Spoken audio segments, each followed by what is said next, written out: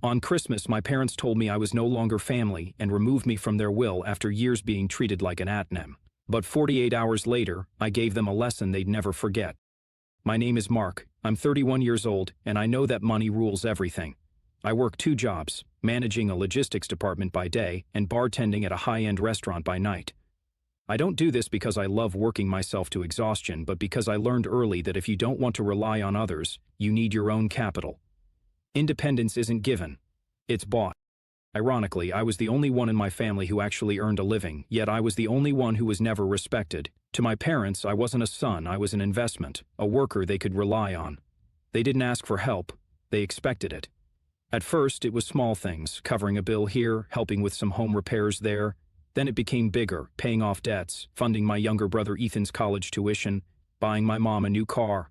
"Mark, you understand, right?" my mother would say with that fake softness in her voice. "You're the responsible one. Ethan is still young, he needs to focus on his future." And what about my future? Ethan, of course, had no issue with this arrangement. He had never worked a day in his life. His tuition, vacations, and latest gadgets were all covered with my money, and he never hid how little he thought of me. "Why do you work so much, Mark?" my friend Marcus asked me once over a late-night drink after my shift. I just shrugged. "Because no one else will." Then Christmas came. I bought gifts for everyone, my parents, Ethan, his girlfriend, even their dog. I placed the bags under the tree, sat at the table, and listened to the words that would change everything. My father set down his fork, looked me dead in the eye, and said, "We're removing you from the will. You're no longer part of this family." For a moment, I froze. Ethan smirked. My mother avoided my gaze. Finally, Ethan muttered, leaning back in his chair. I was wondering when they'd say it. I let out a quiet laugh. "All right," I said calmly, placing my napkin down. "Then let's be fair about it." 2 days later, I stopped paying their bills. When the house went dark, the water stopped running, and the heat shut off in the middle of a snowstorm. They suddenly remembered I existed. They started begging for my help. Sitting in my warm apartment, I scrolled through my phone, watching their panic unfold in real time. Missed calls, dozens of messages, each one more desperate than the last. "Mark, something's wrong with the electricity. The whole house is dark. Call me." "Dad, did you forget to pay the bill? Fix it now." "Ethan, you think this is funny, jerk? The Wi-Fi is down too. I was in the middle of a game." I smirked, tossing my phone onto the coffee table. They still didn't get it. This wasn't a mistake. It wasn't an accident. I was done. Months earlier, I had seen how we got here. "You're lucky you have us," my mother always told me, stirring her tea like she was bestowing wisdom upon a clueless child. "A lot of people don't have family to rely on, but we're here for you, Mark. That's what family is. Support." Support. Let's talk about support. For the past 10 years, I had been their personal safety net. Every late bill, every emergency expense, every ridiculous demand. I was their answer to everything. When Ethan failed a class and had to pay for extra courses, guess who covered it? When my dad's car broke down and he didn't want to touch his savings, who pulled out their wallet? When my mom wanted to remodel the kitchen because it looked outdated, who took care of it? I never asked for a dime in return. I never asked for thanks either. But you know what? Maybe I should have, because the one time I hesitated, the one time I didn't immediately cave, they turned on me like wolves. It was a few months ago. I had just finished a brutal 14-hour shift at the restaurant, my feet aching, my body running on caffeine and stubbornness. I had planned to go home, crash for a few hours, then do it all over again the next day. Instead, I walked through the door and into a family ambush. Mom, Dad, and Ethan were sitting in the living room, waiting for me. Their canned questions. I knew that look. It was the same one they had when they wanted something expensive. "What's going on?" I asked, tossing my keys onto the counter. Dad sighed, rubbing his temples. "We've been talking, and it's time you step up a little more, Mark." Step up? I was already carrying their entire lives on my back. Ethan leaned forward, smirking like he already knew I wasn't going to like what came next. "The house," Mom said softly. "We think you should take over the mortgage payments." I blinked. "Excuse me?" Dad shifted in his chair. "You make more than all of us combined, Mark. It just makes sense." I laughed. I actually laughed. "You're joking?" Mom frowned. "Why would we joke about something this important?" "Oh, I don't know," I said, shaking my head. "Maybe because you're asking me to pay for a house I don't even live in. You spend so much time here anyway," Ethan said, stretching his arms behind his head. "Might as well make it official." That's when I realized this wasn't a request. They had already decided in their minds that I wasn't a son or a brother. I was a walking bank account, and when a bank refuses a loan, what do people do? They get angry. "Mark, Mom said, her voice dripping with fake patience. It's just money. You always say you work hard to support the people you love. Yeah, I said coldly. People who deserve it. Dad slammed his hand on the table. Don't be selfish. Selfish? I had spent the last decade breaking my back for them, and they dared to call me selfish? You're unbelievable, Ethan muttered. You have no problem buying yourself a new car, but you won't help your own family. I clenched my fists. The car's on a loan, you know, something normal adults pay for themselves. You're the only one here who can afford it, Mom said sharply. And if you really loved us, you wouldn't even be arguing right now. Ah, there it was, the guilt trip. That was their final trick. And the sad part? It used to work, but not anymore. I exhaled slowly, picking up my keys. No, Mom blinked. What? No, I repeated, turning toward the door. I'm not paying for the house. I'm not paying for Ethan's life. And I'm definitely not going to sit here and be insulted for not doing enough when I've already done more than anyone else ever would. Ethan scoffed. Yeah, and what are you going to do about it? Just walk away? I smiled. Just watch me. Back to the present, reality hits hard. 2 days after I cut the utilities, the real panic began. Mom called me 12 times in one day. Dad left a voicemail, his voice laced with poorly hidden anger. This isn't funny, Mark. You made your point. Now turn everything back on. Ethan, of course, sent the most entitled message of them all. You're such a child. You think we can't survive without you? We'll be fine. Enjoy your pathetic life. I rolled my eyes. Oh, I was enjoying it, especially when less than 24 hours later, another message came through. Mark, we're so sorry about Christmas. Please, can we talk? Dad, your mother isn't feeling well. The cold is too much for her. Can't you just be reasonable? Ethan, dude, the pipes are freezing. Come on, man, this is serious. I smirked. Oh, now it was serious. They had spent years treating me like a second-class family member. They had cut me out of the will, laughed in my face, and told me I wasn't part of their world anymore. And yet, here they were, crawling back. I leaned back in my chair, sipping my coffee before finally typing a response. I thought I wasn't part of the family anymore. I chuckled, tossing my phone aside. Let them freeze. For the first time in my life, I had silence. No calls demanding money, no last-minute emergencies that somehow always became my problem. No guilt trips disguised as family dinners. Just peace. I woke up, stretched, and made myself breakfast without rushing out the door to put out someone else's fire. The world felt different, lighter. Then the knocking started, loud and desperate. I sighed, already knowing who it was. When I opened the door, there they stood. Mom, wrapped in layers of coats, her lips blue from the cold. Dad, his face tight with frustration. And Ethan, shivering, his entitled smirk finally gone. For the first time in years, he actually looked nervous. I crossed my arms. To what do I owe the pleasure? Mom started, her voice shaking, not from emotion, but from the lack of heat. This has gone on long enough. You've made your point. I raised an eyebrow. Have I? Dad took a deep breath, like he was preparing for a battle he didn't want to fight. Come on, son. Your mother isn't feeling well. The house is like an icebox. I leaned against the doorframe, pretending to think. Huh, that's rough. Ethan snapped. This isn't funny, Mark. His voice cracked. From frustration, or maybe from spending the last 3 nights freezing his ass off. You're acting like a crazy person who turns off their own family's power. I laughed. Oh, so now I'm part of the family again? Mom's face twisted. Mark, please. No, really, I said, tilting my head. Because the last time we spoke, you were kicking me out of the will, saying I wasn't one of you anymore. Dad exhaled sharply, rubbing his forehead. Mark, let's be reasonable here. Reasonable. They always pulled that word out when they wanted something. I stepped aside, gesturing toward the warm apartment behind me. You must be freezing. Come in. They hesitated for only a second before practically running inside. Ethan's hands shook as he grabbed a mug from my kitchen counter. He didn't even care what was inside. He just wanted something hot. Mom unwrapped her scarves, sighing with relief as the heat from my apartment thawed her out. Dad leaned against the wall, rubbing his hands together. They were pathetic. All that arrogance, all that superiority, all those years of treating me like an ATM, and now they were reduced to beggars. I sat down on the couch watching them. So, what's the plan? Mom blinked. Plan? I shrugged. You came all this way, surely you have a plan. Ethan glared. Just turn the power back on, Mark. I smiled. There it was. No apology, no acknowledgement of what they had done, just another demand. Nah, I said, stretching my legs. Ethan slammed his mug down. You're such a selfish person. Watch it, I said, my voice dropping into dangerous territory. He shut up fast. Dad cleared his throat. Mark, we're family. I let out a slow breath. Right. Family. The word tasted bitter in my mouth. Let's talk about family, I said, sitting up. Where was that family spirit when you decided I wasn't worth being in your will? Mom's lips pressed together. Where was it, I continued, when you called me selfish for not paying for a house I don't even live in? Ethan groaned, rubbing his face. Jesus, Mark, are you going to cry about that forever? My jaw clenched. This wasn't regret. This wasn't guilt. This was annoyance.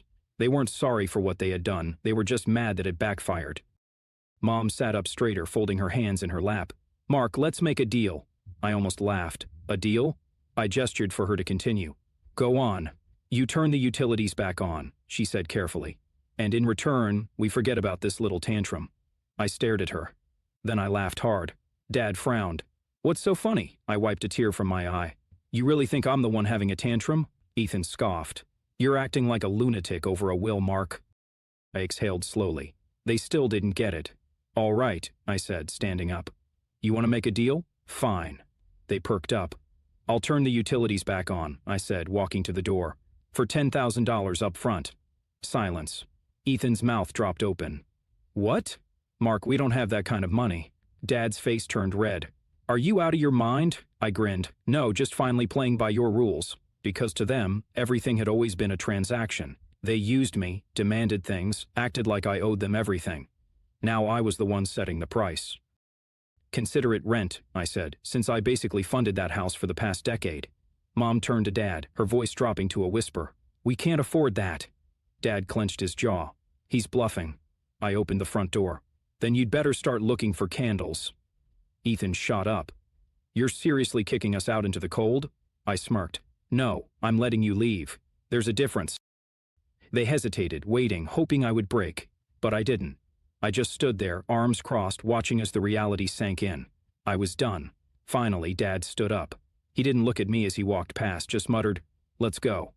Mom hesitated, her eyes searching mine, looking for something. The old Mark, the one who would cave. She didn't find him. With a heavy sigh, she pulled her coat tighter around her and followed Dad out. Ethan was the last to leave. He paused at the door, his jaw tight. You're really doing this? He asked. I looked him dead in the eye. I already did. He scoffed. You're going to regret this. I grinned. I doubt it. And with that, I shut the door hard. I waited until I heard their car pull out of the driveway before exhaling. My hands were steady. For the first time in my life, I had won, and wow, it felt good. The silence in my apartment wasn't just peaceful, it was powerful. For the first time in years, I wasn't bracing for a call about an urgent expense. My money was mine, my time was mine, and my family, they were on their own. The first week without me, they tried to act like nothing had changed. Ethan posted some fake motivational nonsense on Instagram. People come and go, but real family stays together. No time for fake ones. Oh, that was cute. Mom tried guilt-tripping me through text messages. Mom, Mark, I know you're upset, but don't let pride ruin our family. Call me. Your father is worried about you. We all are. Talk about what? The fact that they treated me like disposable income? The fact that they only cared now because their free ride was over? I ignored the messages. Then, day 5 hit, and the mask started slipping. The collapse began. It started with a call from our nosy Aunt Linda. Mark, she sighed dramatically, I heard what happened. You can't be serious about this. I'm very serious, I said, leaning back in my chair. Your mother is miserable, she continued. Your father is furious, and Ethan... I smirked. Let me guess, Ethan is struggling. Aunt Linda hesitated. Well, yes. The house is cold, the bills are stacking up. Your parents can't just fix this overnight. Not my problem, I said easily. She gasped like I had just slapped her. Mark, that's your family? No, Aunt Linda, I said, grinning as I finally said it out loud. I was their financial plan, and now they need a new one. I hung up. The next day, I got a call from Ethan. I almost didn't pick up, but curiosity got the better of me. What? I answered flatly. You happy now? He snapped. The house is falling apart, Dad's losing his mind, and Mom won't stop crying. You win, okay? Just come back and fix this. I snorted. Fix it with what, Ethan? My money? You don't even need it, he yelled. You make more than all of us. It's not like you're struggling. I let out a slow breath. So, let me get this straight. The problem isn't that you used me for years. It's that I finally stopped letting it happen. Ethan fell silent. Then, in a lower voice, he muttered, You're really doing this? I already did, I said, smiling. And I'm never going back. Click. I blocked his number. The moment it all sank in, 1 week after cutting them off, I got a final text from my mother. Mom, Mark, I don't know what to say anymore. We never thought you would do something like this to us. But I hope you can live with yourself knowing you abandoned your family in their time of need." I stared at the message for a long time, then I typed out the last thing I would ever say to her. "I didn't abandon you. You abandoned me, the moment you decided I was only worth keeping if I paid for everything. Now you get to live with that choice.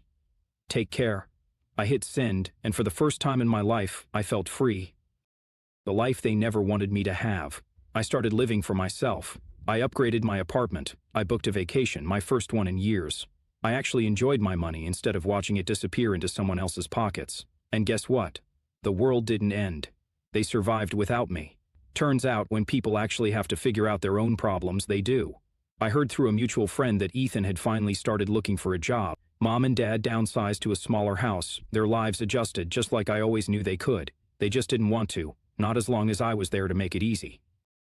The last attempt at manipulation came months later. I didn't hear from them, and I didn't miss them. Then, one day, I got an email. Subject, from Dad. I rolled my eyes but opened it. "Mark, I don't know if you care, but your mother's birthday is coming up. She would love to see you. Maybe we can put all this behind us." I chuckled. Put this behind us? That was rich. I typed out a reply. "Dad, I appreciate the invitation, but the last time I saw you, I wasn't part of the family anymore. And honestly, I like it that way. Tell Mom I said happy birthday." Send. And just like that, I closed the last door they had left open. I wasn't their ATM. I wasn't their backup plan. I wasn't their family. And I never would be again. Months passed. No more desperate calls, no more guilt-tripping messages, no more fake invitations to talk. They had finally accepted it. I was gone, and I had never been happier. For the first time in my life, I was living for myself, not as their backup plan, not as their ATM, not as their safety net. Just me. Then, out of nowhere, my father showed up at my door the last visit. It was a quiet evening. I had just finished dinner, sitting in my apartment with a glass of whiskey, enjoying the peace, when bam bam, I sighed, already knowing who it was before I even opened the door. And sure enough, there he was, my father, standing in my hallway like a man who had run out of options. His face looked older, the arrogance washed away by stress. He had lost weight. His coat looked a little worn. He wasn't here to threaten me. He was here because he needed something. I leaned against the doorframe. "What do you want?" He exhaled, rubbing his temple. "Mark, just hear me out." I tilted my head. "You're standing at my door. I think that means I win, don't you?" He clenched his jaw but didn't argue. Instead, he sighed and said, "Your mother wants to see you." I let out a short, bitter laugh. "Oh, now she does. Mark, please. He misses you." Ah, there it was, the last card they had to play, the pity card. I gave him a slow, amused smile. "Let me get this straight. You cut me out of the will, told me I wasn't part of the family, laughed in my face when I finally stood up for myself, and now that you're struggling, I'm supposed to feel bad?" "She's still your mother," he snapped. "And I was still your son," I shot back. Didn't seem to mean much back then. He looked away, exhaling through his nose. He knew I was right. I leaned in slightly. "Why are you really here, Dad? What is it that you're too proud to say?" Silence. Then, finally, "The house is gone." I blinked. "Excuse me?"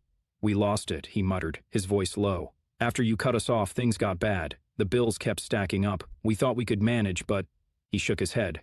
"We couldn't. They lost everything. The house I had spent years paying for, gone. The lifestyle they refused to give up, gone. Ethan's freeloading, over." It should have made me feel something. It didn't. I stared at him, expression blank. "Sounds like a problem you should have thought about before screwing me over." His nostrils flared. "Jesus, Mark, you're seriously going to hold this grudge forever?" I tilted my head. "It's not a grudge. It's a lesson." His hands curled into fists. "I can't believe you'd turn your back on us like this." I let out a sharp laugh. "Oh, that's rich. You turned your backs on me first?" He glared at me, but I could see it now, the defeat in his eyes. He had come here expecting me to break, to feel guilty, to give in. But I wasn't that person anymore. I met his gaze, calm and steady. "Go home, Dad. Or wherever home is now." He had twisted with anger, but there was something else there too. Acceptance. He knew he had lost. Simultaneously, after years of control, manipulation, and entitlement, I was free. Without another word, he turned and walked down the hallway. I didn't watch him go. I didn't call out after him. I just shut the door and locked it for good, the final closure. I never saw them again. Not in person. A few months later, I got a single text from Ethan. "Guess you finally got what you wanted. Hope you're happy." I didn't reply. I just smiled because for the first time in my life I really was. The lesson? If someone only loves you when you're useful to them, it's not love, it's just convenience. And the second you stop being convenient, they show you who they really are. When they do, let them go, and never look back.